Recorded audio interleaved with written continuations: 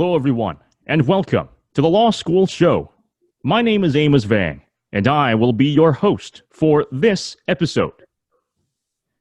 As a disclaimer, this may be the longest introduction that I will ever make for a podcast episode. If you want to skip the introduction, I will leave a timestamp for you. However, I strongly recommend that you stay for the introduction, because to fully understand my guest's achievements and outstanding career, you must understand the context. So close your eyes. Imagine this. You are in Rio de Janeiro, Brazil. You enter the Maracana Stadium. You walk up to the blocks, and you see that the track is no ordinary track. The track bears 5 interlocking rings. You warm up in front of thousands of in-person spectators and millions of broadcast spectators around the world. To your left are Usain Bolt and Andre de Grasse. The official says, "On your mark." You set yourself up at the blocks.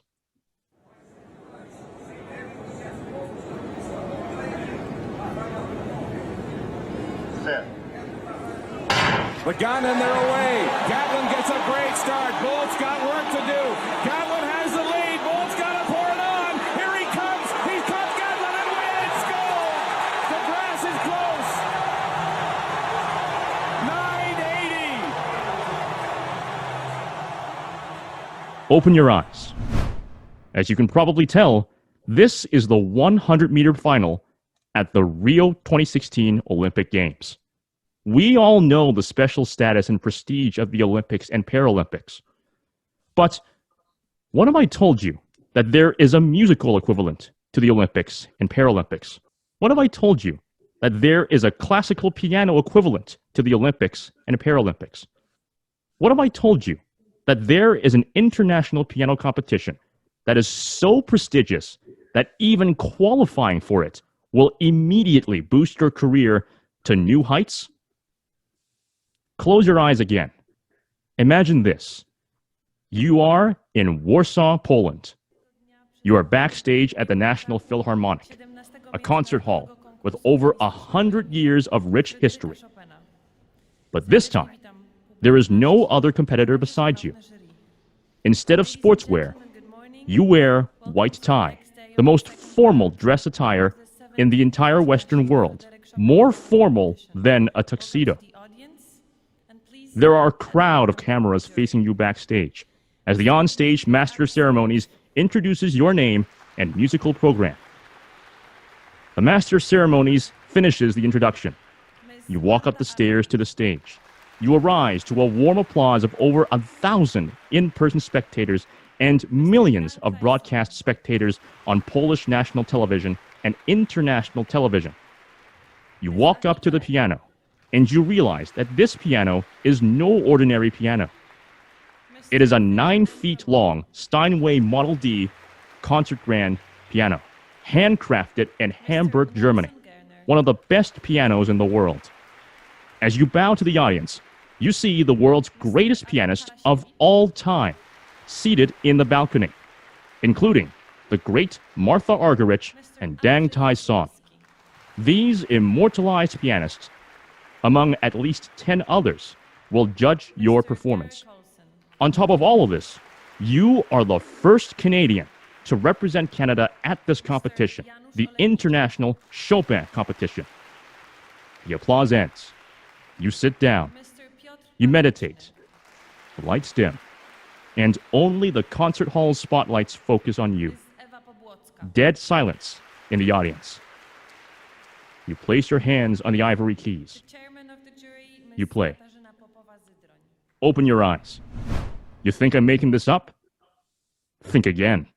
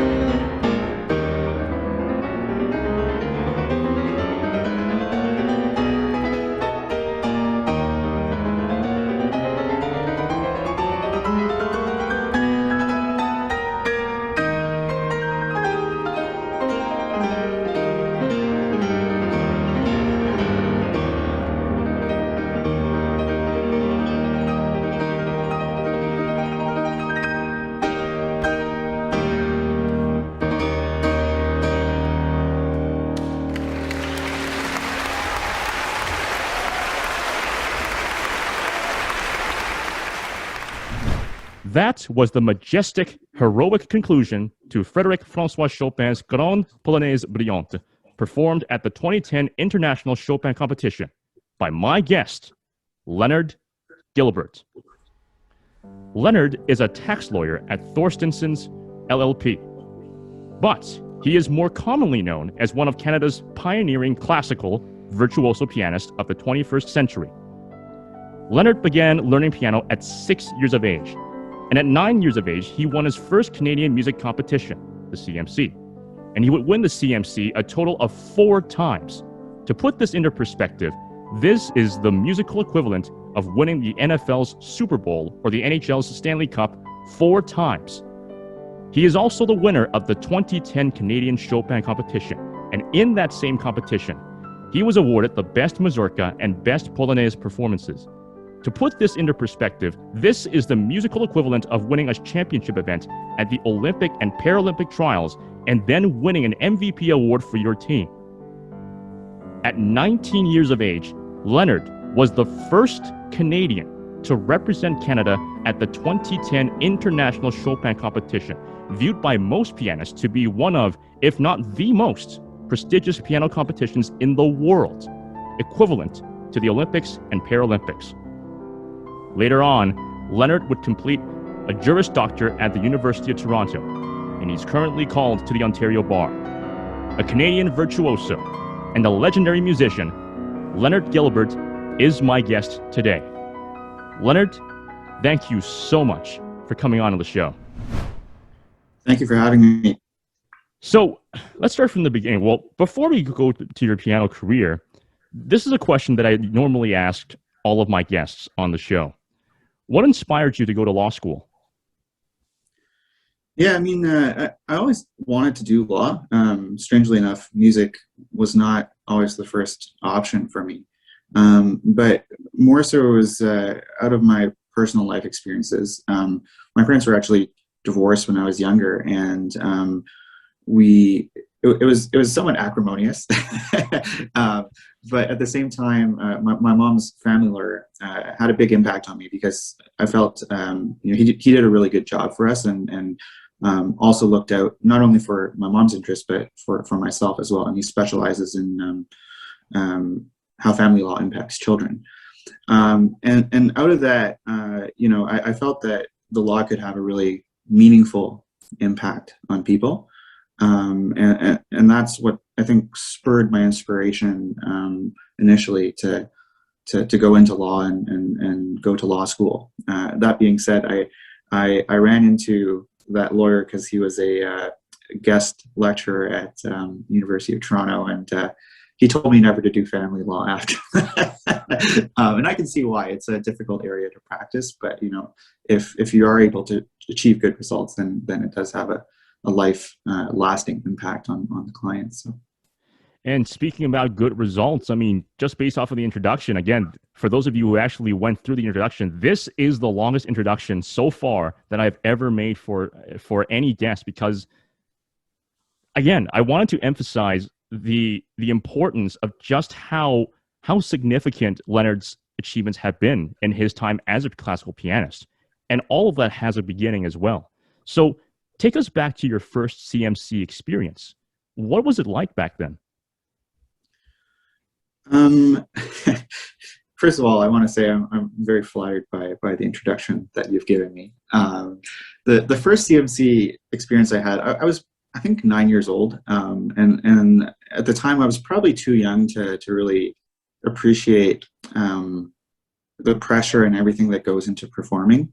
It was more of going along for the ride and sort of just enjoying it. And CMC is held in, the national finals are held in different provinces every year. So there's 3 levels to it. There's the local level, basically, which is the first round. Assuming you get enough marks, you pass to the provincial level, which is the second round. And same thing, assuming you get enough marks, you get to the national level. And then at the national level, you're competing against, in your age group, everybody else who's gotten to that level. So I think at the time, for me, it was more like, oh, I get to go travel to, I don't remember where it was. I think it was Edmonton maybe, but out of the province. And I got to play piano. It sounds like seems like a fun experience. And that's all it was at the time. Fortunately, I did win, so that made the experience a little more better. But I certainly look back on it with fond memories. That's great. Yeah, my first and only CMC experience was 2012. I was 16 at the time. They held the national final in Toronto. It was at Walter Hall that year. I made it to the provincial finals that year. Didn't get to the national finals, sadly. But I mean, it's like you said, it's a great experience because for those of you who are not familiar with the CMC, you're not winning the CMC by playing hot cross buns. You're not winning the CMC by playing Mary Had a Little Lamb. This is the CMC really is. It's for those who really want to take their piano career to the next level. And there's in Canada, there's been so many pianists that have come out with amazing careers. I mean, one pianist that comes to mind is Marc-André Hamelin, who was essentially an alumnus of the CMC.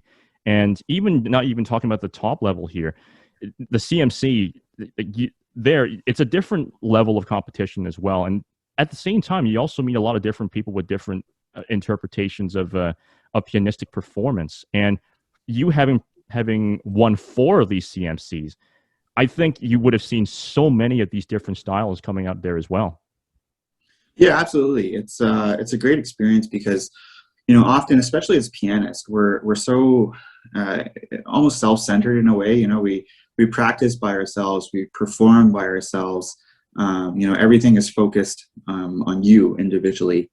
And when you get to go to this competition where you see people from all over the country, suddenly that horizon broadens a bit. And I think it's good not only because it gives you some new inspirations maybe as to how to interpret things, but it also kind of just, broadens your view of what's possible.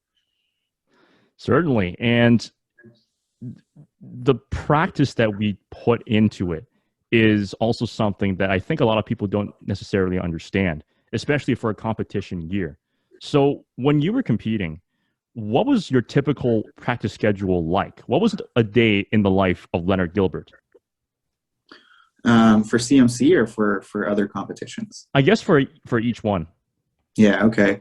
Well, for CMC, I mean, I'll be honest, when I was younger, I was not the most disciplined, youngster. You often hear stories about people practicing like 5-6 hours a day or something when they're 3 years old, and like, okay, sure. That was not me. But I think as I got older, my interest in music was more, and because of that, practice at some point, I can't really pinpoint exactly where, but at some point, practice became much less of a chore and something more that I enjoyed. So with that in mind, I did put in a lot of time, but it wasn't like I was being chained down to the piano and told to practice 6 hours until I could eat or something, right? So I would say when I was younger, maybe 2 or 3 hours at most. 3 hours being maybe like the week up to crunch time, right? And as I got older, as I was preparing for the Chopin competition, then those hours did increase quite a bit. So 5, 6, 7, sometimes 8 hours every day. And you have to really enjoy it, I think, and you have to have the drive to want to perfect what you're doing, knowing also that you can't achieve perfection because it just doesn't exist, right? It's like this goal that's just unreachable, always unreachable. And even now, looking back, I listen to my own performances and think, oh wow, there's so many things I could have done better. I have the benefit of hindsight now, but certainly, and that's what makes it interesting too, because like you can always find new things, new interpretations, new ways of conceptualizing a piece. So it never gets boring in that respect. Yeah, I completely relate to that. That's what happens to me even now, looking back at my own performances. Of course, nowhere close to your level, and nowhere close to the amount of attention and popularity that you reach. But yeah, I see so much in my younger performances where I can just think, wow. Frankly, I thought some of my performances were bad. I mean, I was just like, oh, there's no way I'm doing it that way now. I mean, I would not approach it step A. I would approach it step B. And the practicing part, I can also relate to as well. Although I will say for the majority of my life and the majority of my piano career, my mom was my piano teacher. So there's no way I'm escaping any practice times at all. For me, it was 7 days a week practicing. So, but I enjoyed it. And, I greatly appreciate my mom for really pushing me, and my dad as well. My parents really pushing me to be the best that I could possibly be. And it's this level of discipline that I think a lot of athletes in our audience would also relate to, because for them, especially for the university sports athletes, for athletes, because I know this because I work in the U Sports Canada leagues. They regularly train Monday to Friday, probably even Monday to Saturday for some of them, 4 hours, 5 hours a day while they're balancing their university classes. So it's balancing school and balancing your pursuit, your athletic or musical pursuit in this world. And that's a challenge that I think a lot of musicians and also a lot of athletes too face on a regular basis, especially when they're competing, if they're preparing for a competition, because there's only so many hours in the day and there's only so many things you can do in a single day. And I think that was a huge challenge, but from your career, I think you really mastered that challenge and you knew how to address that in your daily life back then. Yeah, I mean, at a certain point, you gotta learn how to prioritize things, right? So, I mean, I ended up still doing well, I think, in most of my classes while I was in Indiana and throughout high school as well. But I sacrificed certain things, right? So when I was in high school, for example, I'd get to school early and I'd practice before class. My lunchtime, most of the time, was spent practicing as well. I was fortunate in that I went to a school that had practice rooms as an art school at Earl Haig, through the Claude Watson program. And same thing, when I got to university, like I just tried to find every opportunity I could to, one, perform and then also practice. And sometimes that meant, giving up a little bit on some of the classwork, but you have to do it within reason, and still try to get the goals that you want, right? So if you're able to manage out and plan out what you want to do, then I think it's possible. It certainly is, and I think it's also a similar experience for lawyers as well. And now that you're a lawyer, it's all about prioritizing that time. Legal practice, as you know, is really, really busy. And that prioritization, that time management is such an important thing throughout your legal practice, and also in law school even. And I think every law student can relate to that importance of having that skill on hand. Going back to your piano career, when you were still competing, what inspired you to compete in the third Canadian Chopin competition? Going to the international competition. So, I mean, I viewed it more as like a stepping stone, right? If I didn't do well at the third Canadian Chopin competition, I probably wasn't going to do so well at the international one. I think at the time, and I don't remember exactly, but part of the first prize, or the first, second and third prizes, was that the Canadian competition would cover your airfare to go to Warsaw for the preliminary round.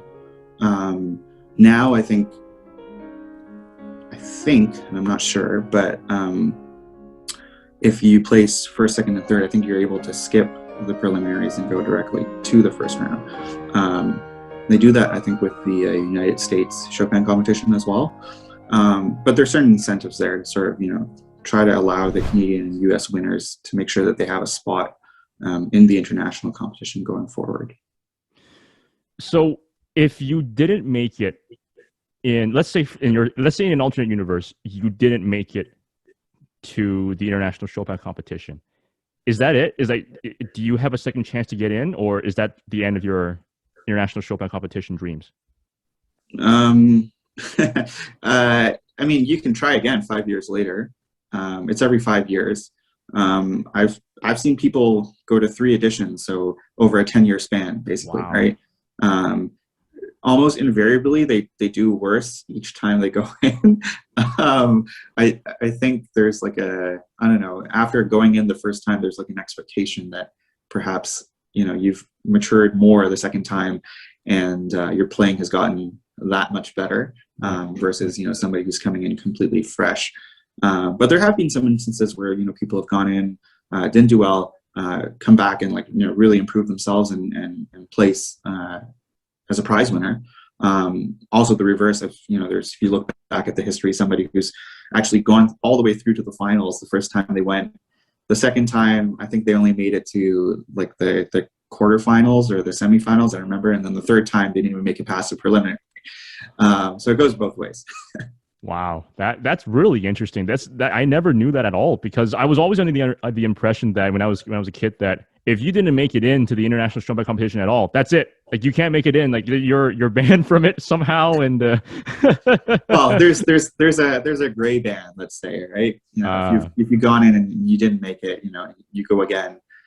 Chances are you're not going to make it because your name's been there. You know, there's an expectation as to already, or like what standard or level that you've set for yourself, right? So, and especially in classical music, and you know, it's and now with YouTube and everything where things are recorded, even the preliminary rounds, I think now are available online, right? And that's part of the pressure. Like, if you go in there and you mess up really badly, like that's there forever.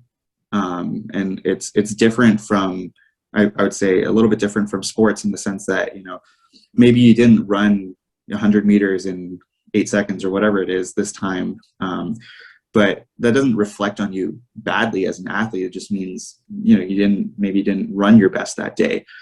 In music, if you have a memory slip and totally break down, like that's there forever, and everybody's going to remember that you had that performance experience that was bad. So it's tough. Yeah, there was actually one performance. Out of respect, I won't mention. First of all, I forgot the name of the pianist, so it wouldn't really matter. But even then, you know, out of respect for the pianist, this was back probably in the 80s or 90s, where they tried to start the piece, but they couldn't start the piece. And then eventually, the judge said, "Okay, you're done."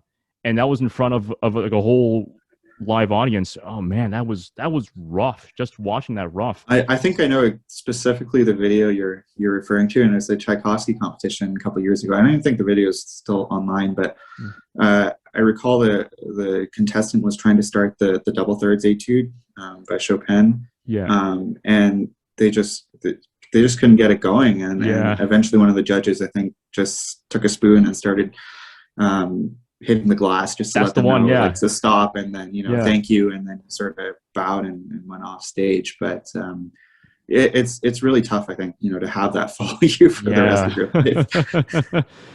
And oddly enough, actually, this was actually quite recently too.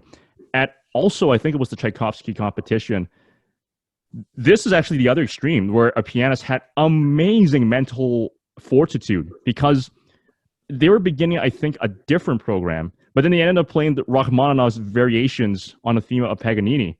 And you just saw the pianist, you're just like looking at the conductors going like, wait, what? But he immediately, he actually entered late too. So it was like, but he quickly moved in, and he quickly performed the whole piece quite well, amazingly.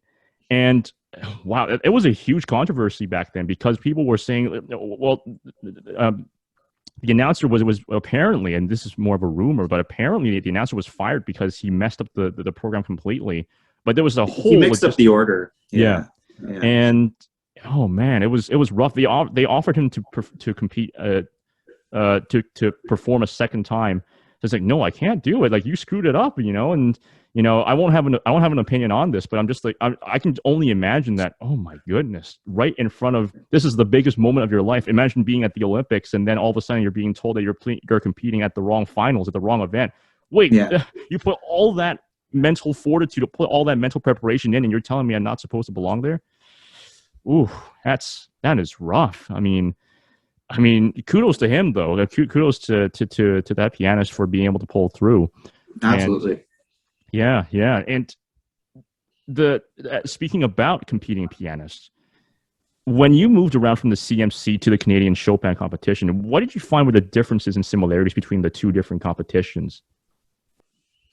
Well, I mean, CMC is not focused only on one composer, right? So the 3 rounds have you play different pieces by different composers. So there's like a I think there's like a requirement that you play a Bach prelude and fugue, for example, in your first round in some sort of a study.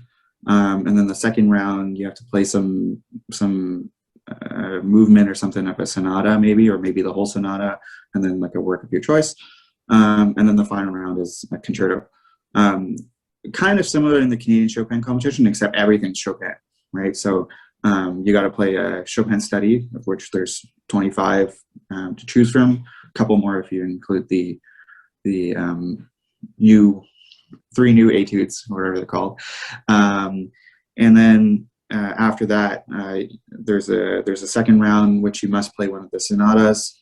So again, kind of similar, but you're limited to the 2 Chopin sonatas and not the millions of, not millions, but hundreds of other sonatas that you can choose from in the classical genre. And then in the final round, you play one of Chopin's 2 concertos. But the difference is that it's focused solely on Chopin's works. And by having it over 3 rounds, the idea is that it gives the jury some better insight into your ability to interpret Chopin, not only specifically one piece, but able to interpret many different styles of the works that Chopin wrote.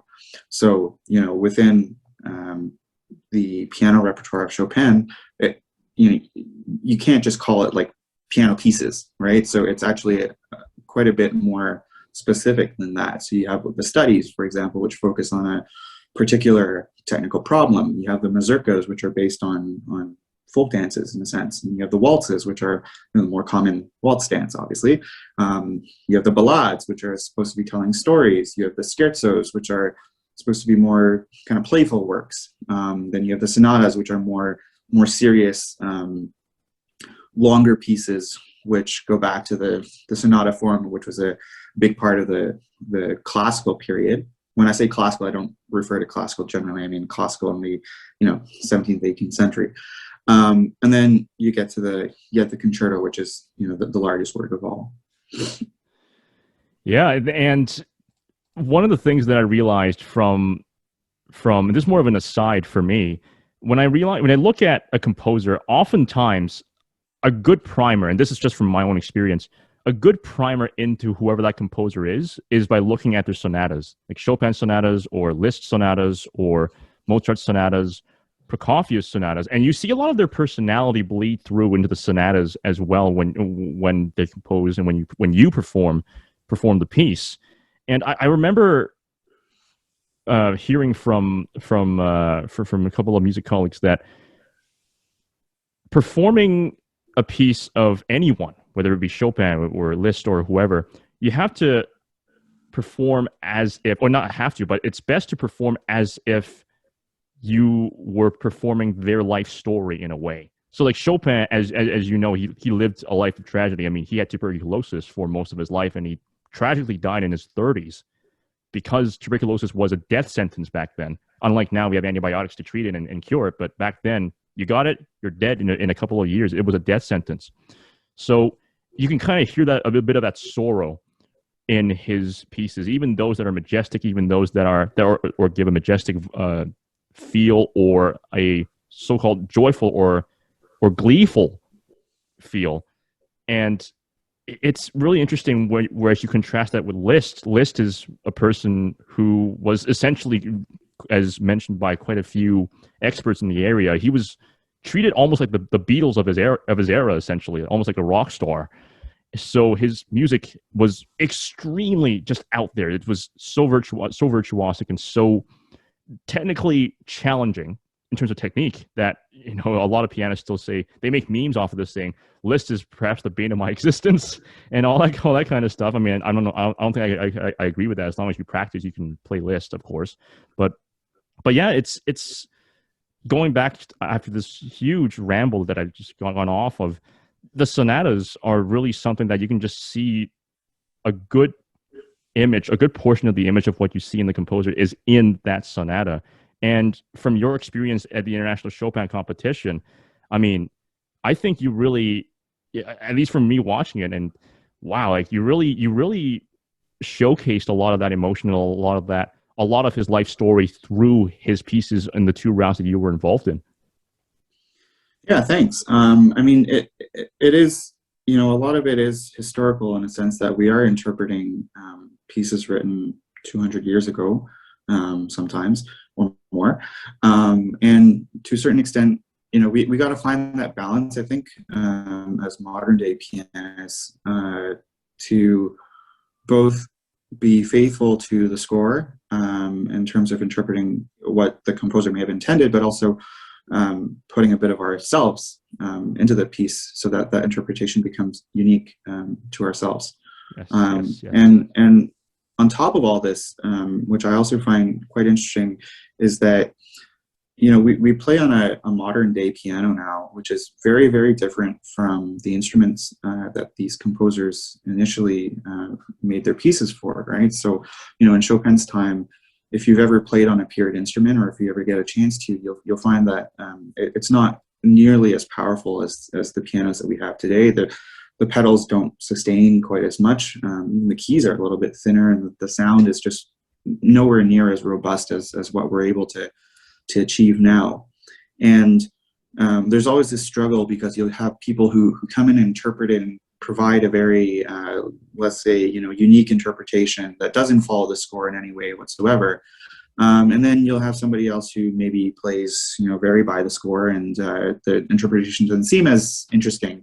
And you're left with sort of this conundrum as to, well, what's the more correct way to go about it, right? Like, do we accept that we're on a modern day instrument and we can really just use the score as a loose foundational groundwork, framework for performance, or do we have to look at the score and try to find every detail and be religious almost in terms of how close we are to what we think the composer intended, even though at the same time we acknowledge we're not even playing on the same instrument that these pieces were composed for.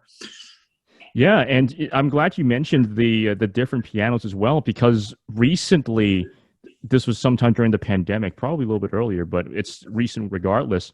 There was one pianist, a British pianist, who were performing Chopin's pieces on his own piano, on Chopin's very own piano. I think it was a Pleyel or an Erard. And yeah, it's so different. It's so different. Well, first of all, the construction is very different. I mean, not just the exterior, but the interior as well. And second of all, the color, the tone, and even the action is just slightly different. It's just not slightly, quite different, substantially different from your modern concert grands, or even your baby grands even nowadays. The sound is very different. It's not as bright. It's a lot more mellow, from what I found at least. And it's like you said, it's really interesting because it contrasts between how we would interpret it and how someone back in the 1800s would have interpreted, or even somebody in the 1900s, the early 1900s, would have interpreted the same piece, because of not just their own personal interpretations, but also the different pianos involved there as well. And now, yeah, I mean, not to go down a rabbit hole, but one thing that I think is really interesting, that's worth looking into, if you have time, or if the listeners have time, is even tuning of the instrument affects performance quite a bit. And one of the papers I wrote when I was still in Indiana for my early music studies was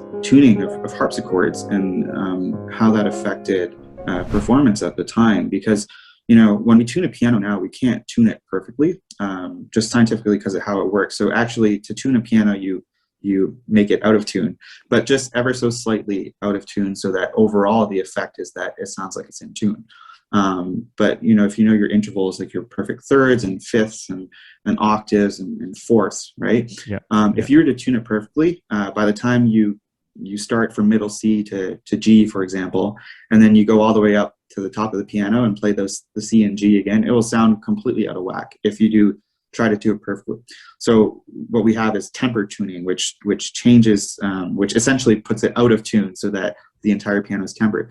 Now, back in Bach's time, for example, they may have tuned a harpsichord specifically for a certain type of key. So you have intervals that sound actually truly perfect in C major, for example.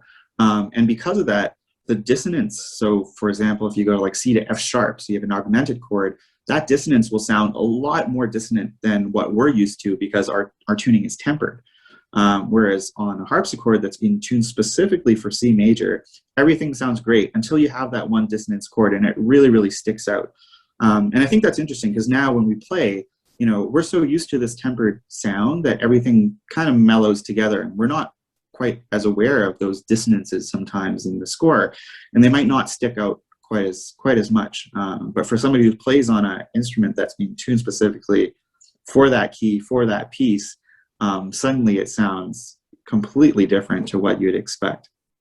Yeah, and that dissonance is especially apparent. And this was something that I've always wondered. Why is it that the tritone was treated as the devil's chord back then? Because when I play it now, it's like, yeah, I mean, it's not a perfect fourth, it's not a perfect fifth, it's just in between. It sounds, I understand it can sound a bit off off, quote unquote, but I mean, the devil's chord, really? I mean, but now that you mentioned the different tuning types and the different tuning techniques back then, now I can understand why. Because if that dissonance is so apparent and we're missing a lot of that, then yeah, of course, it would be a huge factor as to why people think it's the devil being summoned every time you're playing a tritone, especially back then in a very different society combined with that. But yeah, I mean, that's really, really interesting with the different tuning techniques and the different ways of tuning. And on top of the tuning and the construction of the piano, I mean, you mentioned Bach's period. J.S. Bach, his son, C.P. Bach, wrote a really good book as well, The Essay on the True Art of Playing Keyboard Instruments. I'm very sure you know of this book as well. There's a great copy of this in English at the Carleton University Library for those of you who are interested in reading it. For him, what I realized then, and this is more of the classical era, not the Baroque era.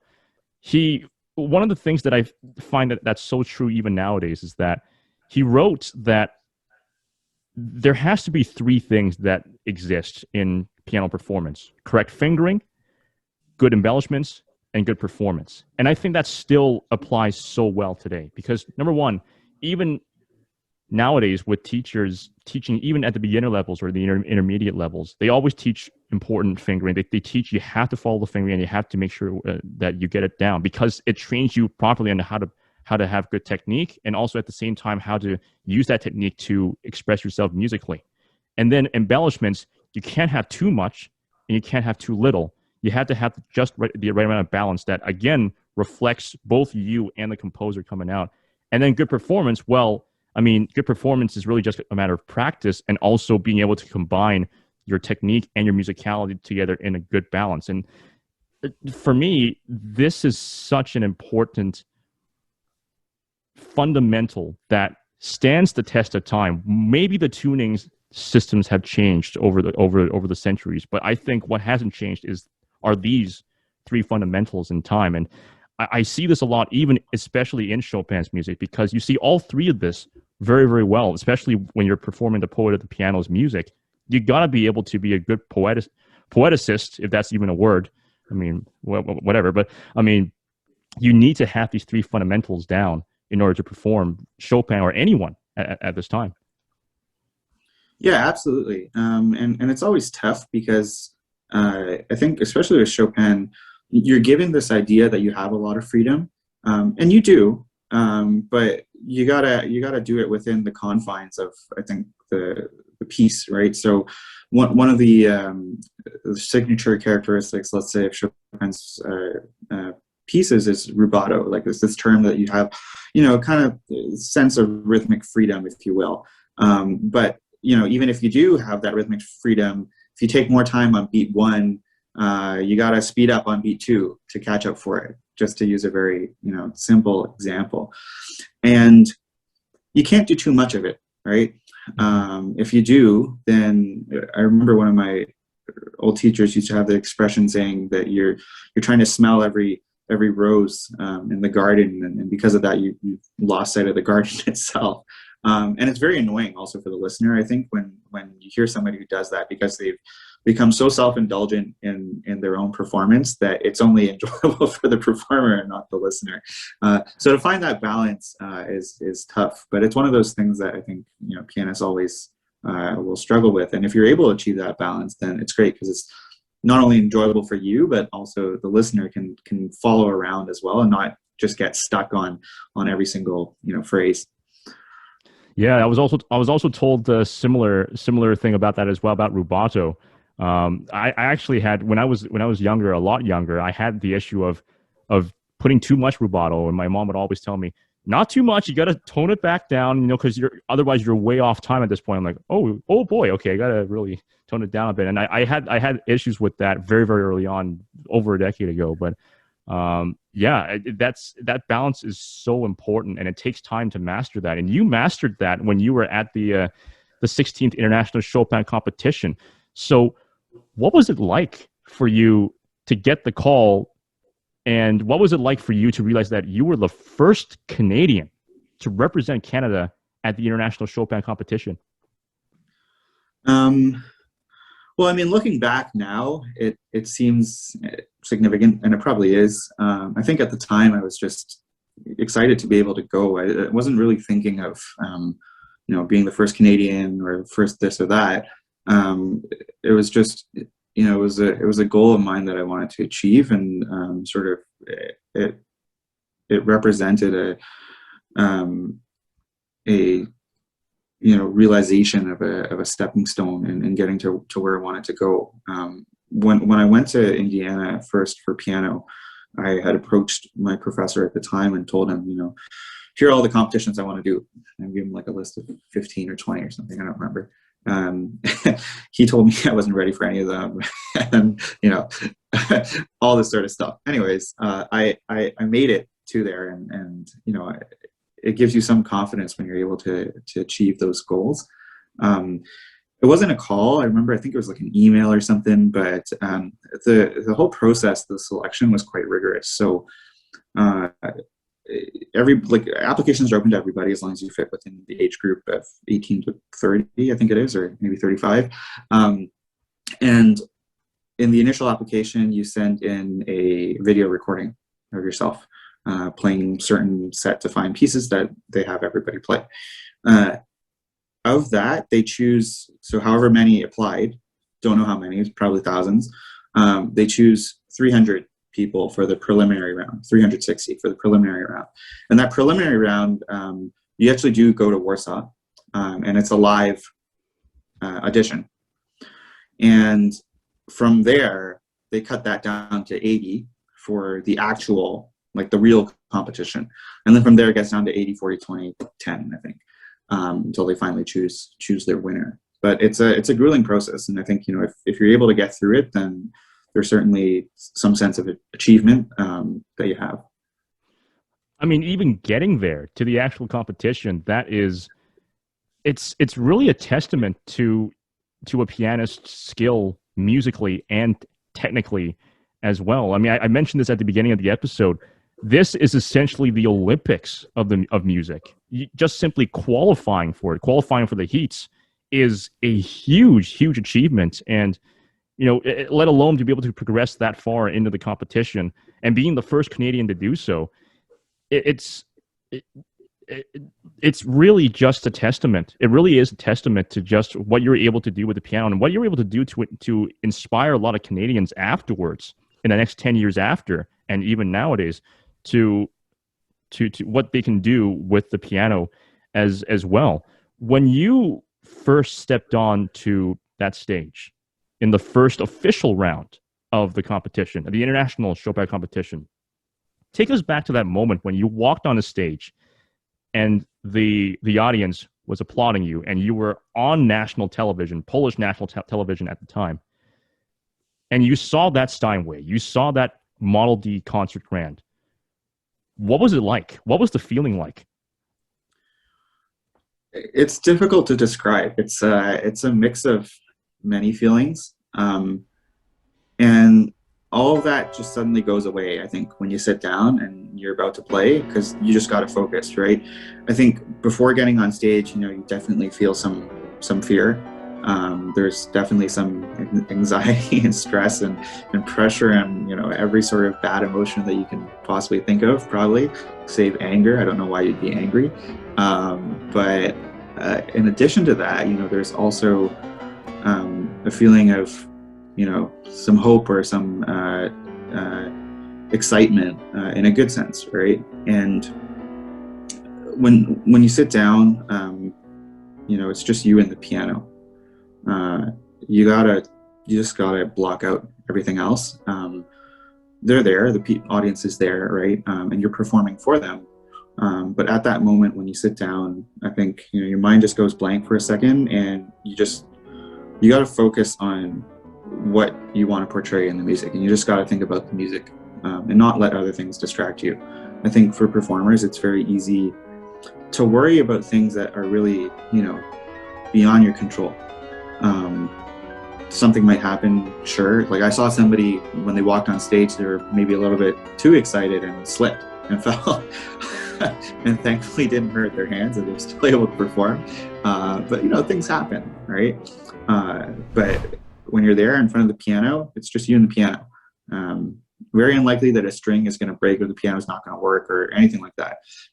So it's just you, and you got to plan, I think, before you get on stage, and how you want to order your pieces and what you want to play.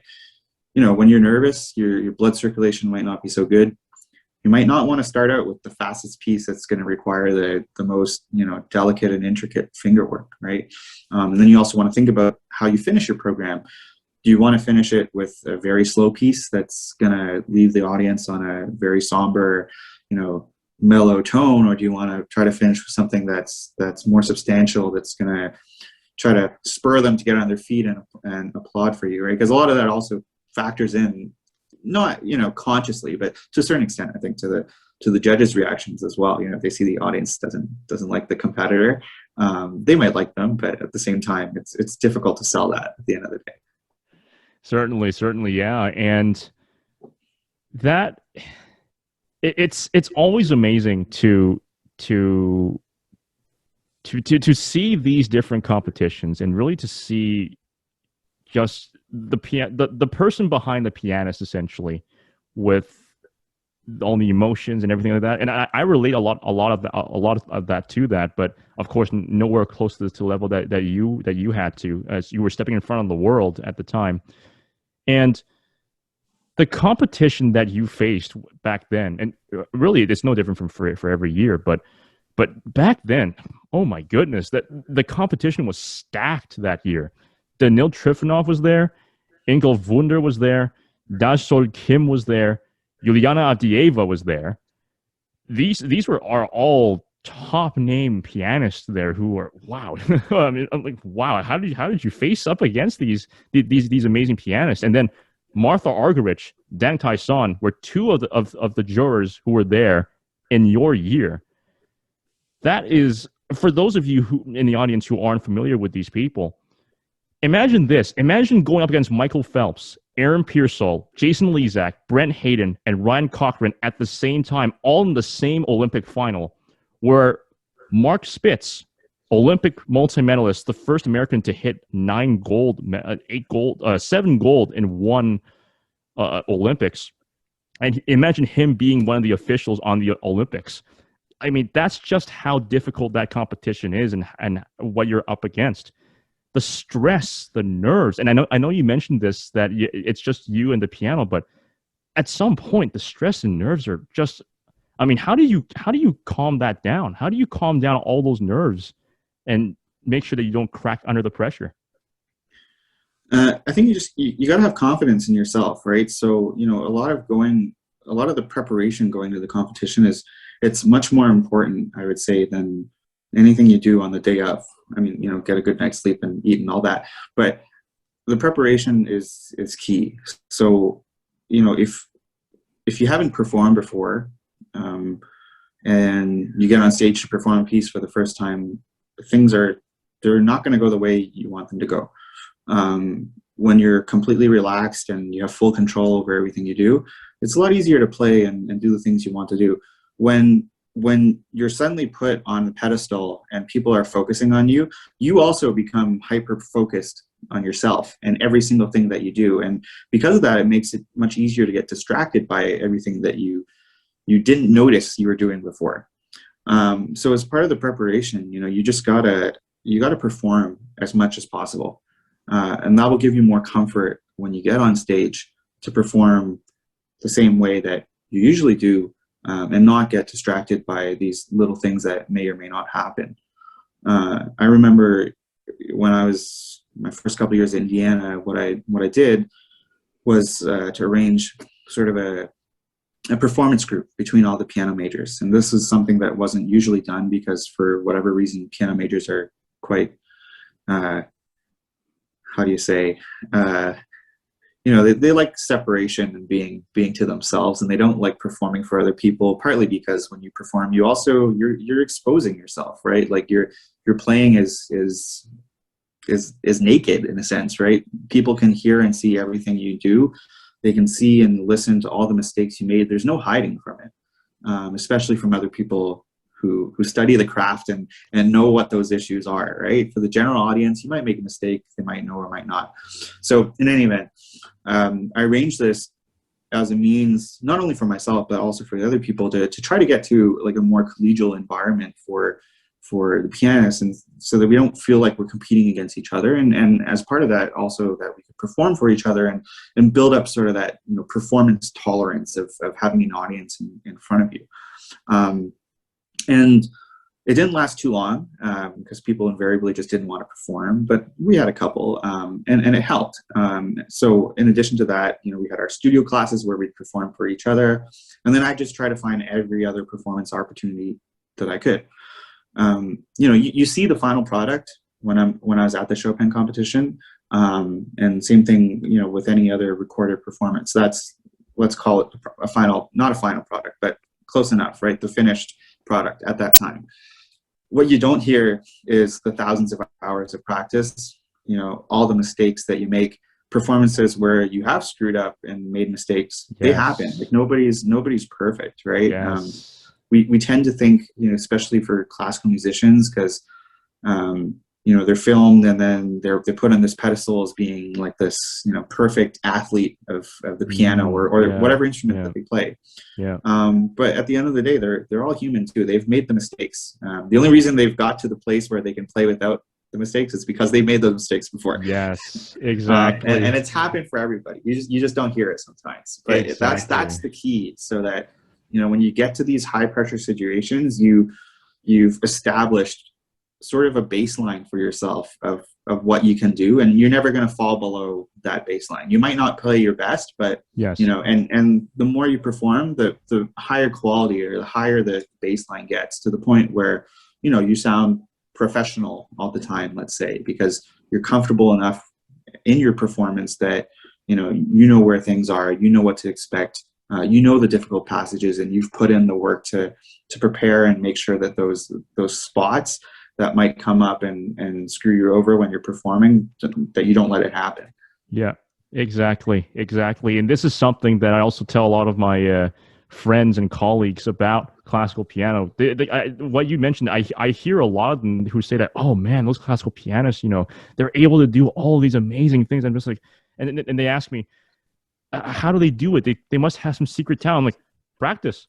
It's practice. You have to put in the hours. It's the same way how a lot of athletes, how are these Olympic athletes able to do all these amazing achievements?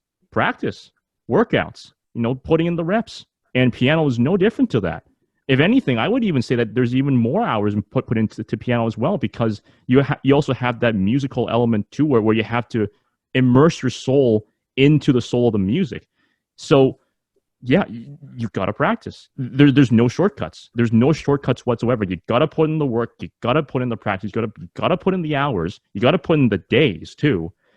And that is, it shows, the practice, that what you see there, what Leonard said, that is after years and years and years and years of practice, of ups and downs, highs and lows. There's no shortcut around it. And because you spent so much time with Chopin's pieces, who was or who is Frederick Chopin to you? Yeah, so that's a very difficult question. I think as pianists, the more time we spend with composers, we're able to relate maybe better to their music because we understand it better. And also, as you grow older and you experience more in life, you're able to relate better to the music as well, because sometimes certain things in music start speaking to you in a way that it wouldn't have before. That's also partly why I'm very against, you know, chaining kids down and having them practice 6 hours a day, because what could you possibly experience in your life that's going to allow you to be able to relate to the music when all you do is practice. But back to the question, Chopin, you know, he's one of the greatest composers, and one who's almost basically solely, you know, composed for the piano. And there's elements of, you mentioned earlier, sorrow. That's one of them. Nostalgia is another big one. But you know, he experienced, I think, so much in his life. He went through a lot of those highs and lows, right? And probably, you know, 3 times worth the years that he had in his life. I think he was only 37, 38, maybe Something even like younger, that. right, when he died. Yeah. So, you know, I'm 30 now. I can't say that I've experienced everything or all the pain and everything that he's gone through. But I think, you know, as I grow older and the more I play his music, I'm able to relate more to it. And it becomes a more intimate relationship with some of the works that I've had in my fingers for a long time. Certainly. And you certainly, of course, as we've shown so far throughout this episode, you have been able to express all of that through the different pianos that you've been performing on for all of these different years. And I'm curious as to know, from your personal experiences, the differences between a baby grand piano, a regular grand piano, and a concert grand piano. What are the similarities and differences in your experience from the touch, the tone, the color, the action, the response? What is it like to play on these different pianos? Well, they're all very, very different. And I think probably the best place to start is an upright first before you get to the grand, because or maybe even a keyboard. So when you start with an electric keyboard, the sound's not acoustic, right? It's electronic. You play the key and the sound comes out. So it has nothing to do with, you know, how hard you press the key. It's mainly just a matter of acceleration to a certain extent. But because of that, you know, it doesn't quite register the varying degrees of touch. You know, it's just like when Apple markets their pencil, and they say, you know, there's a certain degree of how much force you can put in and how it registers on an iPad. Same thing. So you really can't get too far on an electric piano. Then you get to an acoustic piano, an upright piano. The mechanism is different because the hammers strike forward onto the string rather than striking up. Yeah.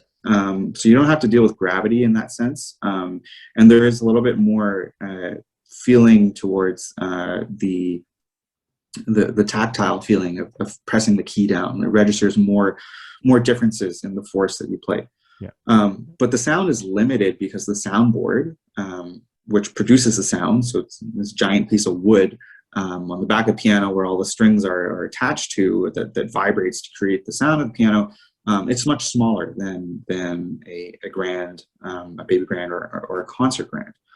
And as a result, the sound that you can get is very different. So when you pedal on a larger piano, for example, the bigger the soundboard is and the bigger the piano, the more opportunities there are for different reverberations of tone, right? So we get a broader spectrum.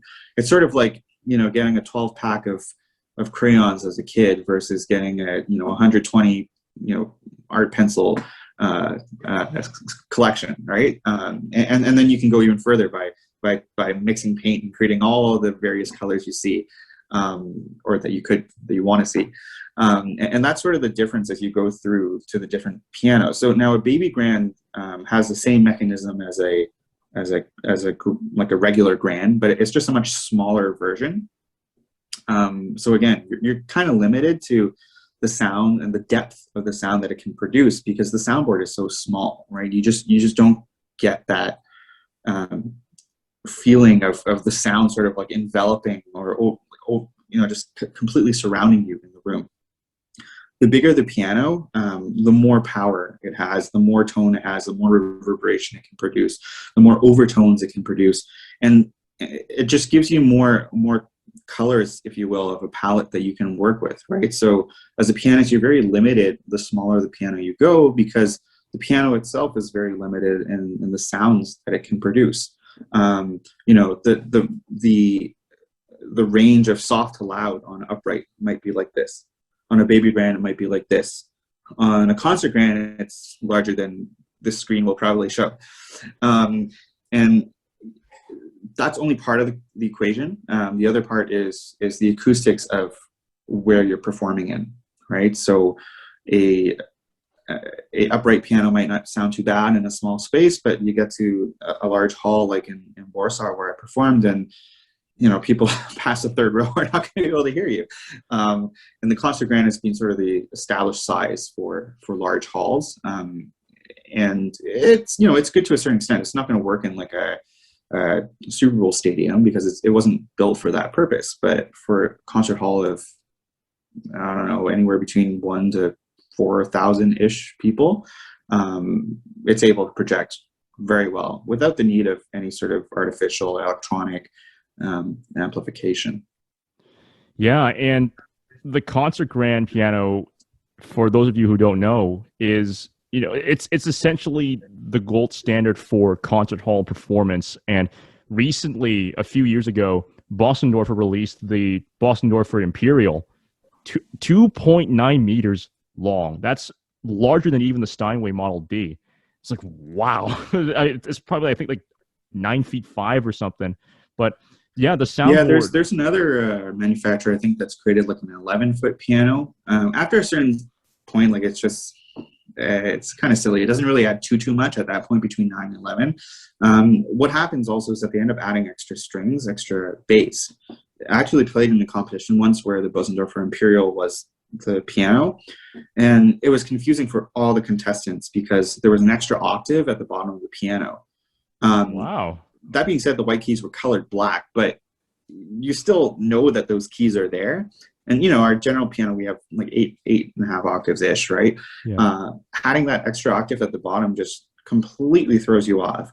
So I remember there's somebody who played La Campanella, and you probably know the piece. For the listeners who don't, you should look it up. It's by Liszt.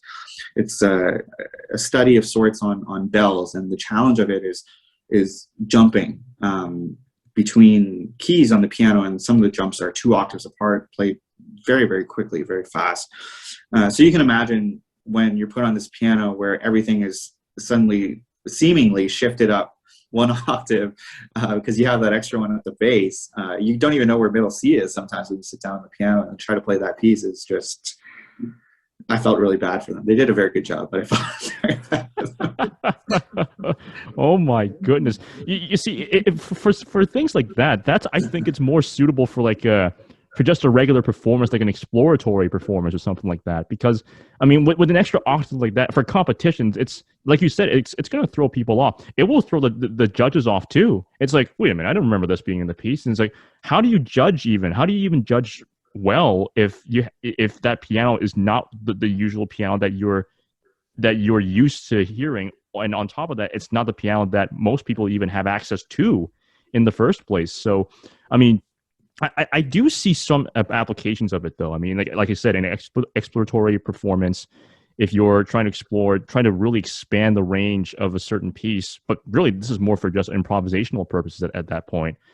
But I at least for me, I can kind of see where if you wanted to really experiment with the music, if you wanted to experiment and try to add your own embellishments to it, but you have to be very careful doing so. You can probably use that. Like, probably the Dante Sonata, Liszt Dante Sonata, or a play like Tutti Dante Fantasia Quasi Sonata, that piece might probably be suitable for that extra octave, because I remember hearing Volodos's performance of that. And Volodos, for those of you, Arkady Volodos, amazing pianist with amazing technical ability, and he's also well known for adding his own transcriptions to current transcriptions of different pieces. When he transcribed and performed the Dante Sonata, he regularly added an extra octave down to the bass. So if it was 1 octave higher, we'd lower it down to an octave lower, just to add even more color and more of a 3D spacing towards the piece. So I think probably the Imperial for him maybe would be a good application for him because he could really stretch that out to a different thing. But again, for a competition, I don't, like you said, it's not necessarily suitable for a competition where you're all about trying to imitate what happened back then. So it was the competition was sponsored by Bosendorfer, and you know, they're going to bring out the big guns when they're sponsoring the competition, and it's more of a marketing thing more than anything. I don't think many people get use out of the extra octave, other than for Bosendorfer to say, we got the biggest piano and it has an extra octave. Great. Yeah. Well, I mean, if it's a marketing thing, then I mean, you can't really say much else about it. So, but I mean, it's interesting though. It's always, I think that innovation in piano technology and how the piano is constructed, it's important, but don't put too much in there just for the sake of innovating on top of that, right? It's like just progress for the sake of progress. No. Like, at least in my opinion, be a bit more careful with that. You know, be a bit more careful with how you treat the piano and stuff like that. Because number one, classical music, as you know, is rooted in tradition, and it's rooted in a lot of things that have been constructed in the past, and trying to reinvent and understand what happened in the past. So because of that, going too far into the other extreme where you're just progressing and forgetting everything in the classical music tradition, that's where I find a lot of issues coming out of. So innovating is great, but don't go too far. If there's one thing that I would like piano manufacturers to innovate, it's that make the strings more durable, because especially if you're playing Liszt or Horowitz's transcriptions, you get a lot of broken strings and stuff like that. I mean, I've heard stories where, not even heard stories, Horowitz himself, when he was playing Rachmaninoff's Piano Sonata number 2, this was later on in his life, he broke a string down at the bass in Carnegie Hall. It was on the Steinway Model D at the time.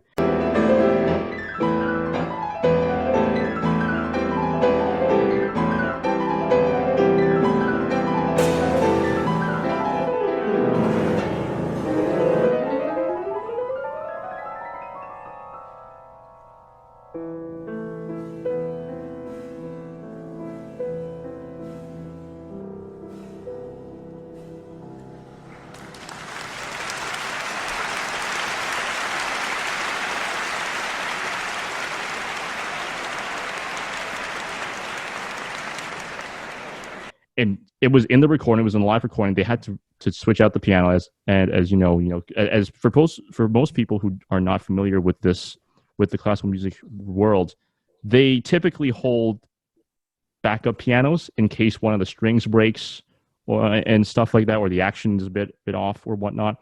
And yeah, it's sometimes I think that the strings could probably be a bit more improved by making more durable, more less susceptible to breaking and snapping. I guess that's probably one of the innovations that they could probably do, but I tend to ramble a lot, so I apologize. No, it's fine. I'll just mention a quick comment on that, because I used to own a Bosendorfer before I eventually sold it, because there's a manufacturing defect or engineering defect, let's say, in how they're built, which causes broken strings. And this was seen in I think in the Steinways as well, and back in the 70s, which is probably why Horowitz's piano was facing some string breakage. And it actually has nothing to do with the strings. And it has to do more with the material that the strings rest on. So inside the piano, the strings are held by a pin. Right. And then on the other side, there's like a hook that the string is bound to. Right. And there's a lot of tension there, and all the tension is put up against this metal piece. Right. So the strings are pushing up here. Yeah. Underneath the metal piece, there's some material in there, and due to the design flaws, sometimes the material that's used is too soft, and because of the pressure from the string, it creates grooves in the material. And because of those grooves, because the strings has some motion in there, there's some movement, it allows for the strings to break more easily. So when I had a Bosendorfer, I think I broke like 10 strings in 1 year, and it was really bad because it costs a lot of money to replace each time, call somebody in.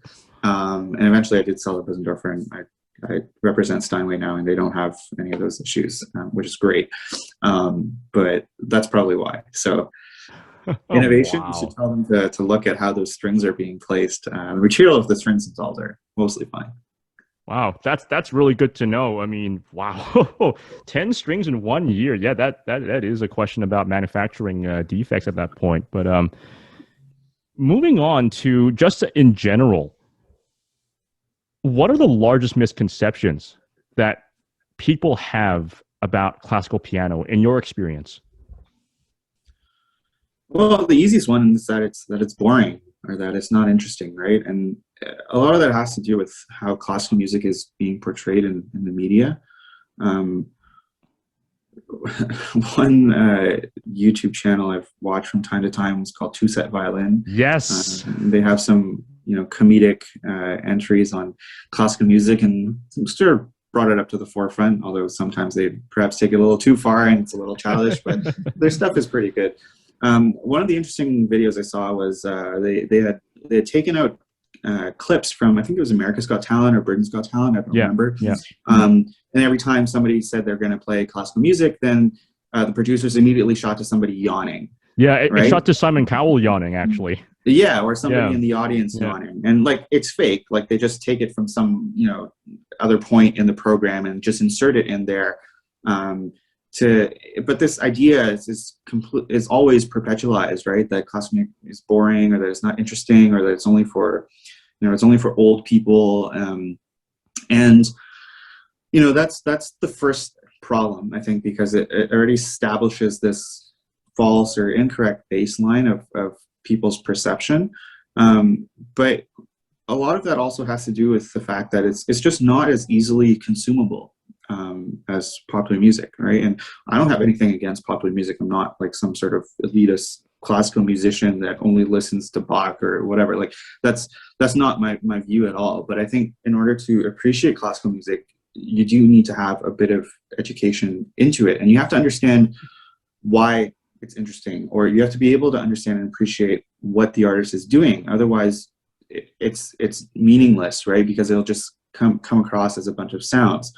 And we often say that there are pieces that are universally, they speak to people universally, and they tug on your heartstrings or whatever. And that's true to a certain extent, but not every single piece of music is just going to be like, the Mona Lisa of artwork, right? There's a lot of other things out there.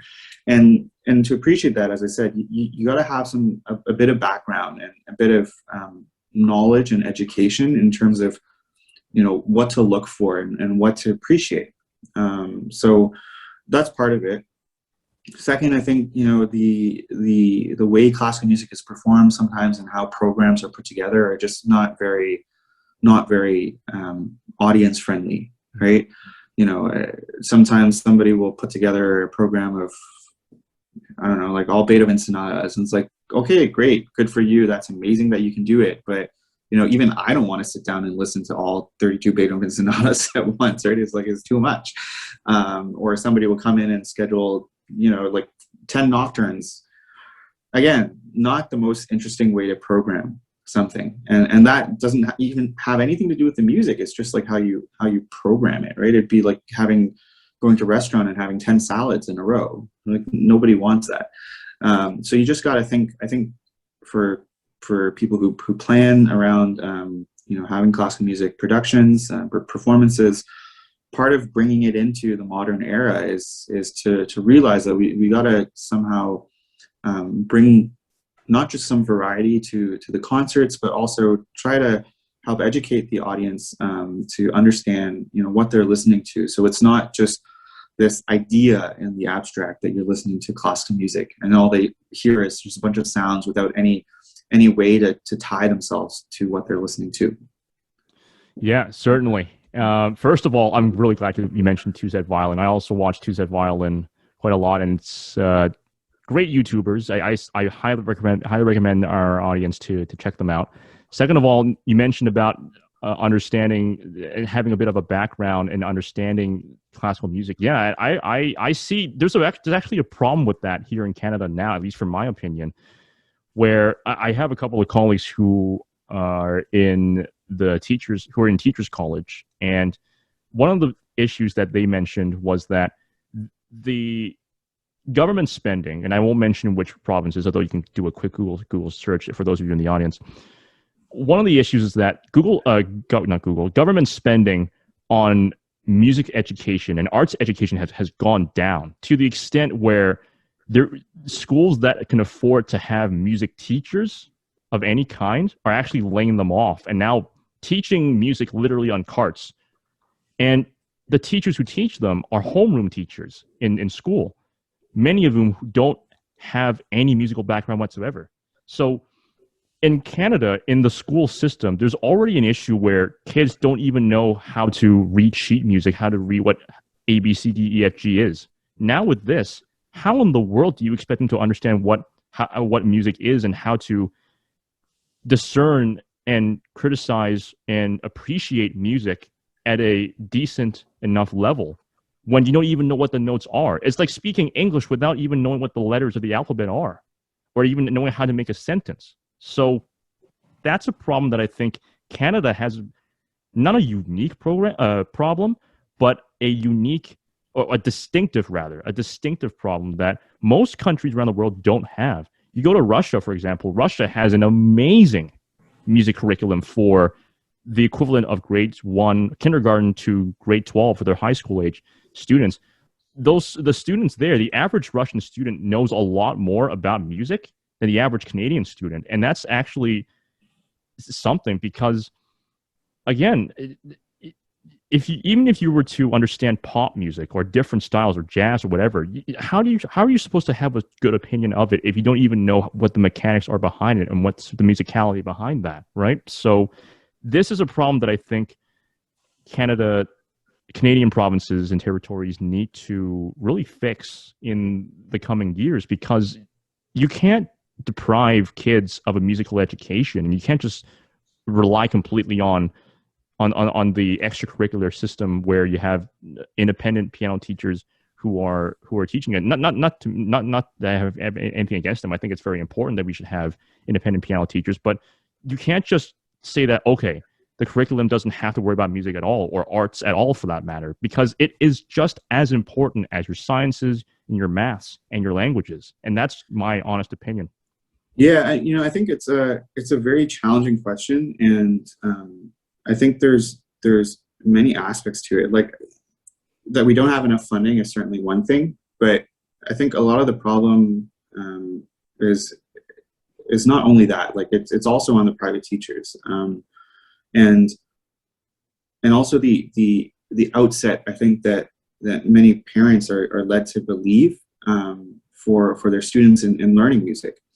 I used to teach a bit myself, and I came across several different, people, parents, and the view of what they wanted their children to have in a musical education always surprised me, because it was about getting the next grade, the certificate, and to the extent where they'd just be like, okay, why don't we just skip, grade 3, 4, 5, so we can go to grade 6, or then we get grade 8. And then, once they get their ARCT, then they're done. But that misses the point for me. It completely misses the point of what a musical education is supposed to be. It has nothing to do, like, their certificates are there to help you. They're like a goalpost to just let you know, like, where you've gone to. But that's not the end of the road, right? Like, having an ARCT, quite frankly, doesn't mean much. You go out of Canada, you wave your ARCT around, and people be like, "What's that?" Yeah. And no exactly. offense to the conservatory, like, I think what they do is important, but at the same time, I think people got to understand that, like, musical education is about learning the music, and as part of that is learning those soft skills, right? Like, Exactly. the practice, the discipline, the time management. The interpretation of scores, having attention to detail, and some broader questions in terms of just thinking about what did the composer try to achieve here, or there's history lessons to be learned in terms of the background of the pieces, or even looking into the background of the composer themselves. And students would come to me, or the parents would come to me saying they weren't satisfied with their previous teacher, whatever. And often it's because or their students, they said their kids weren't interested in learning music, they weren't practicing, or they lost interest. And it's often because the drive for many private teachers, and I take into account that obviously it's their living and they need to find some way to retain students, but the drive is often, well, let's just get the bare minimum for you to get to the next level, right? Or to get an 80 on your exam, but everything else in the score is missed, right? I always find it interesting, like I've adjudicated for competitions, and you have a kid who comes up and plays, relatively well, decently, and then you ask them, okay, what's the tempo marking for this piece? I don't know. What's this piece called? I don't know. Or it's a waltz. What's a waltz? I don't know. Right? Or, there's an Italian term in there. What does it mean? I don't know. And like, you've kind of missed the point, right? Like the exercise of learning music is not for you to sit down 30 minutes, an hour a day to move your fingers around so you can reproduce that sound on stage. I can put it into computer and have it do the same thing. What we want to hear is to hear your interpretation, how you thought about the piece. And I think that's an important part of the educational aspect. And I think that viewpoint really needs to be changed from the bottom up. Not just like, that's not something that the government's going to be able to do no matter how much money they inject into the system. I think that's a lot on private teachers and all these music schools. Like there's so many of them everywhere, right? And, I get it. They're a business. But, as part of that, I think they should try to refocus the education and get it away from just getting the certificate, getting your AICT, doing your theory. None of that really matters at the end of the day. What you should go home with is a better understanding and a better musical education. If you got the certificate, great. If you didn't, whatever. I have a grade 6 piano from RCM, and that's it. Okay? And I have a grade 8 violin.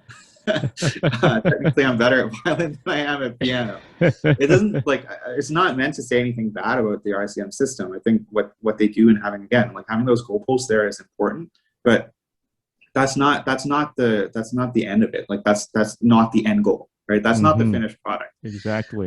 So I think if we can, not we particularly, but I think if people listen, or any music teachers listening, and people who do aspire to become music teachers and inspire the next generation, try to get them to think a little bit more about the piece, and that makes it more difficult for the teacher as well, because you got to know exactly what you're teaching. You got to do your research. You can't just give them a piece and be like, okay, play the notes, and then next week we'll do it 15% faster, and play loud here, play soft there. Like, it's a lot more than that. Yes. And if you start students out with thinking that classical music is just that, I'm just going to play some notes, they kind of sound a little boring, I got to play softer here, play louder there, play faster here, play slower there.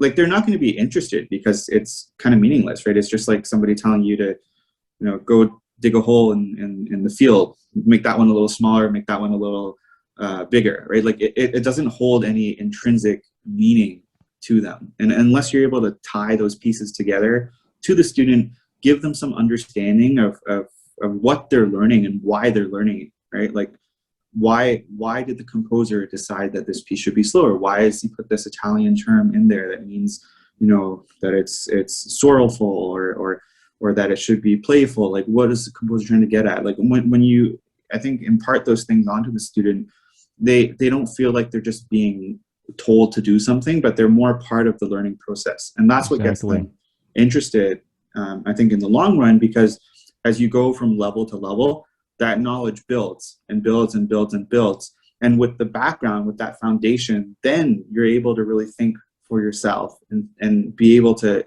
interpret a piece for yourself and have meaningful discussions with other people who have played that piece, and see why people have different interpretations, or see why people have thought about the piece differently, or appreciate somebody's performance. And that's what makes it interesting at the end of the day. Exactly. You nailed every single point on the dot. I've been telling this to my friends and colleagues as well, and a lot of them have the same misconceptions that classical music being so boring, and nothing interesting about it. I tell them that the issue is that the way how we're approaching music education in Canada is, some of it is good, but a lot of it can be certainly better. And one of my friends currently in law school, same year as me, she was a violinist in Europe before she came to Canada. And she told me that the first thing she realized that in Canada, and again, no disrespect and no offense to, and this is not meant to be in any way offensive to the RCM. As Leonard said, it's done a lot of great work for music education in Canada. But what she realized was that in Canada, it's so structured. Like you said, it's just like getting to grade 5, getting to grade 6, getting to grade 7, 8, 9, 10, ARCT, LRCM. But it's just like when she said when I was in Europe, there was none of that. It was just more like, do you understand the soul of the piece? First of all, are you able to get the technique down? Second of all, are you able to get the musicality to get the piece down? Do you have the soul of the piece down? Okay, third of all, do you understand what the composer is? Fourth of all, do you understand what's the history behind it? Okay, then you move on to pieces and then more repertoire, and then you grow your technique and your musicality on top of that.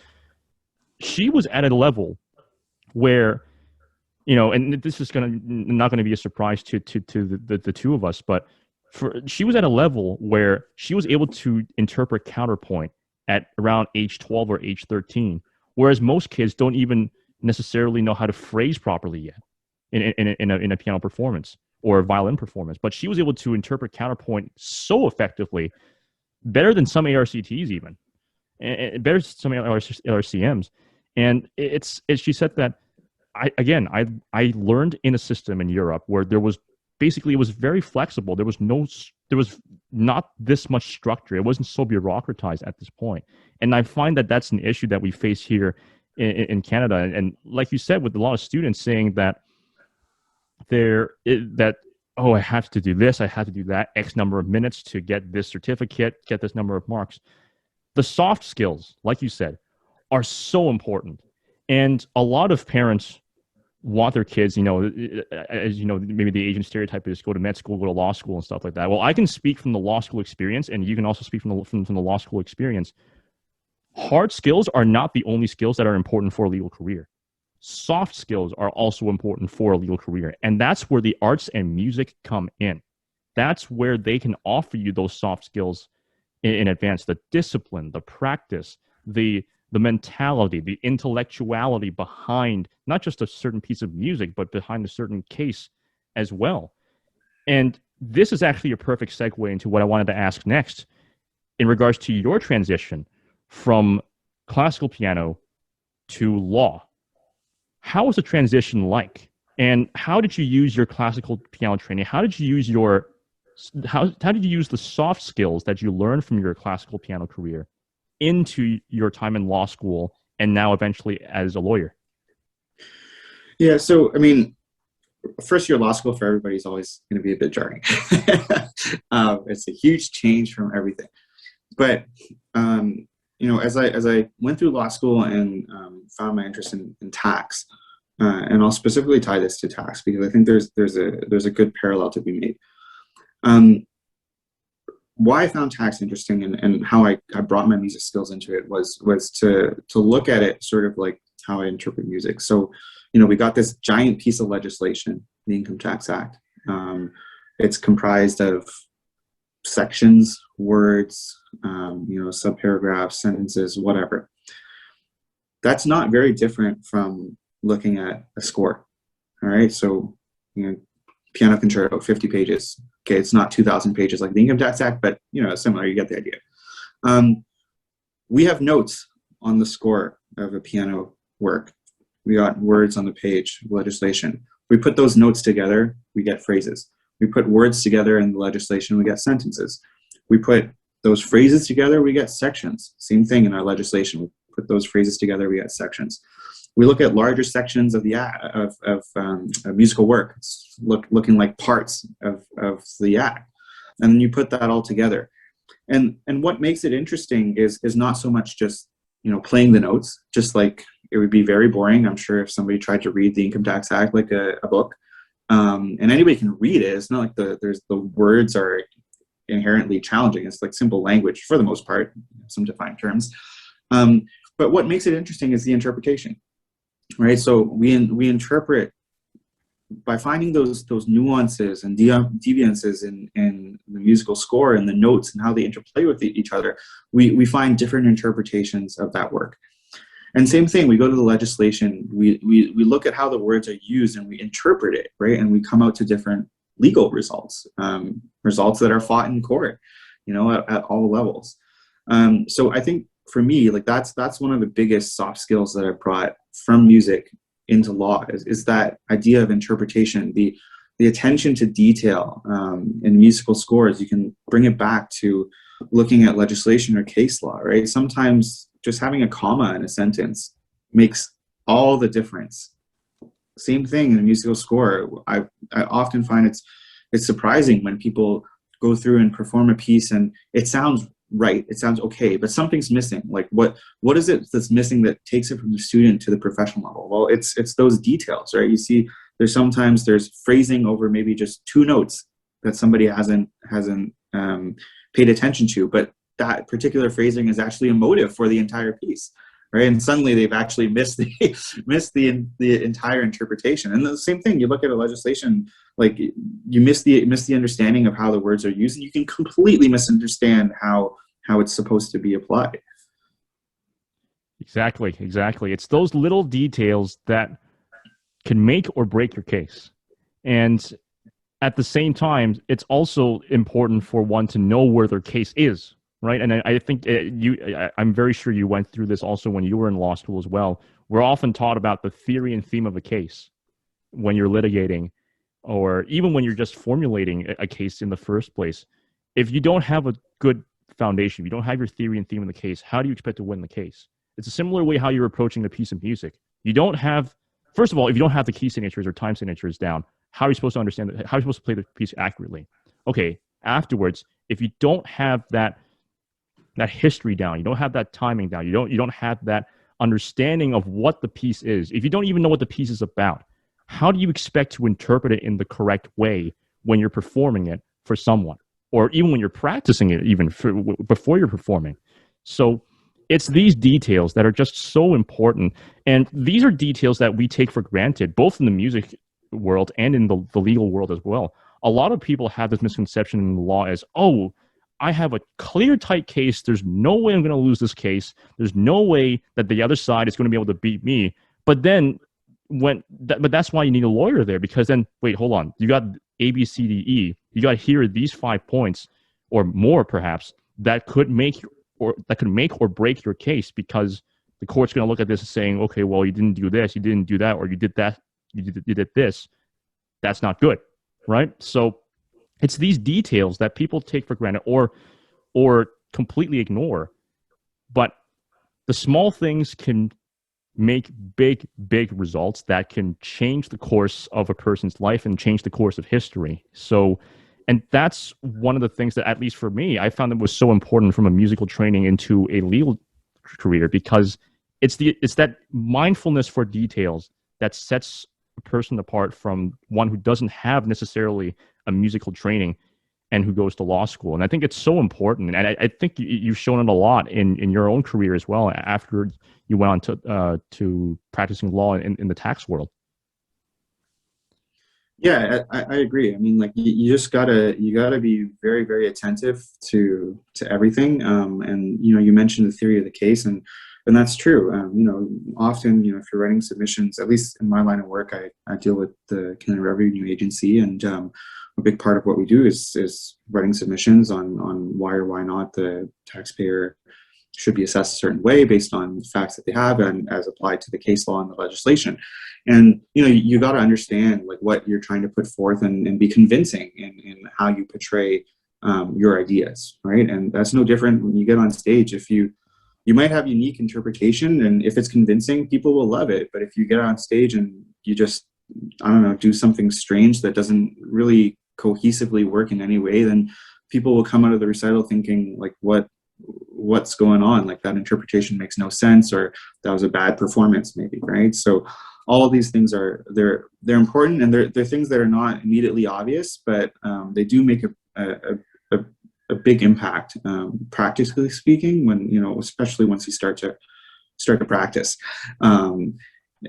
So I think it's very important, beyond just the studying and all that. Like law school teaches you how to think. It doesn't teach you how to practice. and having these extra soft skills on the side will I think definitely help you out in the long run. Yes, that's a great way to summarize the law school experience and the difference between that and the legal career as well. As we start to conclude this episode, some of our audience members are musicians that are currently in law school or about to go to law school, and they're often told that their musical training is useless in law school and can't be used in their careers as lawyers. The reason why I bring this up is because I myself was told this by a lot of people before I was going to go to law school. They told me that, no, piano is not useful in any way. And I keep telling them, no, that's wrong. You're wrong. It is useful. And clearly, your classical piano career, Leonard, your classical piano career has proven all of them wrong. Classical music is extremely helpful and even advantageous in a legal career and legal thinking. If anything, it's almost like a superpower in some ways, although that's really exaggerating the point. Yeah, I don't know if it's a superpower, but I can speak to the point of it being useful. I know 3 other colleagues, all law students, all previously studied music, all successful lawyers now. That's just in my age category. I know several others as well who have a musical background, and they found great success in law. I don't think, is it useless objectively speaking, in the sense that playing piano is not going to help you win a case? Sure. But so is everything else. Like, you have a history degree, is that going to help you win a case? No. Or political science or whatever, like, none of it really matters. And that's why law school is so great, because you get brought into this pool of people coming from all different backgrounds, and the school obviously thinks that these people can be successful, and many of them do, right? Most, if not all. And they do come from different backgrounds. And that's what makes most lawyers interesting, because they're able to pull these skills that they've had in their prior lives or in their prior studies and bring them to the practice of law, right? As musicians, we're able to bring these soft skills based on our performances. And I'm sure the same could be said for people coming from other areas. So I certainly wouldn't discredit somebody from going to law school just because they studied music. I mean, that's exactly. And for those of you in the audience who don't know this, but Supreme Court of Canada Justice Rosalie Abella was a classical pianist and studied music before she went to law school. Look where she is now. So these are also 2 more examples as well, not within our generation, of course, but within the previous generations, the baby boomer generation, of course. But yeah, it just shows that a lot of people, they are either ignorant to it, or they just they have this kind of like, maybe just kind of like a bias towards it for some odd reason or not. But sometimes they honestly don't see this difference, and sometimes you have to tell them about that. But for the students or the people who want to go to law school and who are musically trained, and they're being told things like this, what is your advice to them about surviving law school and about thriving through their legal careers using their musical training? Well, we talked about these soft skills, and I think they should try to draw on that, right? I mean, to be perfectly frank, like, law school is not for everybody. And that's fine, right? Like, it's not like you have to go in and you have to go through with it. There's people that go to law school and find out that's not what they want to do, and they leave to go and do better things. There's people who practice law and then get burned out and leave to do better things. And that's totally fine. But I think, the most important thing is that you do what you want to do, and you go for it and you try, right? What's the worst that could happen? The worst is you get into school, you try it, and you don't like it. That's great. But to be told or to have this conception that you're not good enough for it, and then to have a lifelong sort of regret for not trying, I think that's probably the worst outcome out of everything, right? So go for it. Take the skills that you have, even the skills that you might not realize that you actually have, and bring those to law school and beyond, right? If for music, like we said earlier, there's think about, what did you do in music that made you successful, right? Was it because you were more attentive to the score than other people? Is there some way of, thinking in terms of your interpretation that made you successful?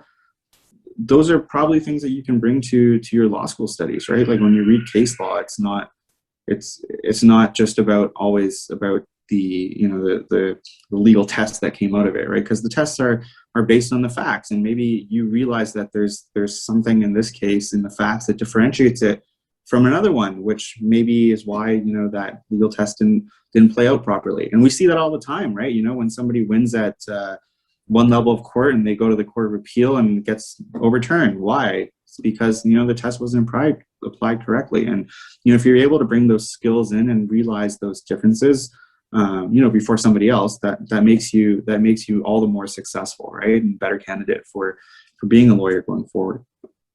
Certainly, great words to live by, and I'm very sure the future of Canadian pianism will continue to grow. You really set the tone for a lot of future Canadians to really pursue both a music career and a legal career as well. So I think you certainly are an inspiration to so many different people. And Leonard, thank you so much for coming on the show today. It's been truly an educational ride. It's been an educational experience, and I think that the audience will certainly have learned a lot, and to learn a bit more, just a little bit more about what the world that you and I are in, the classical music world, although you are much, much more involved than I ever will be at any point in my life, but just a little bit more. People will now know a little bit more about the classical music world. And yeah, thank you so much for coming on the show today. Well, thank you so much, and again, flattered by all the compliments you're putting on me. But it's been great to have this chat, and I'm glad we could connect and speak on these things. Thank you once again, and thank you to our audience for tuning in to this episode of The Law School Show. Tune in next time to The Law School Show on another episode, as we will continue to give you more interesting guests and content like this into the future. Until next time, signing off for now, this is Amos Vang. Stay safe, stay healthy. Thanks for watching. If you enjoyed the video, click the like button. If you want to see more, subscribe and click the bell icon so you'll be notified whenever we upload. You can also visit us on our website, thelawschoolshow.com, and you can follow us on our social media. Thank you so much for watching, and we'll see you in the next video.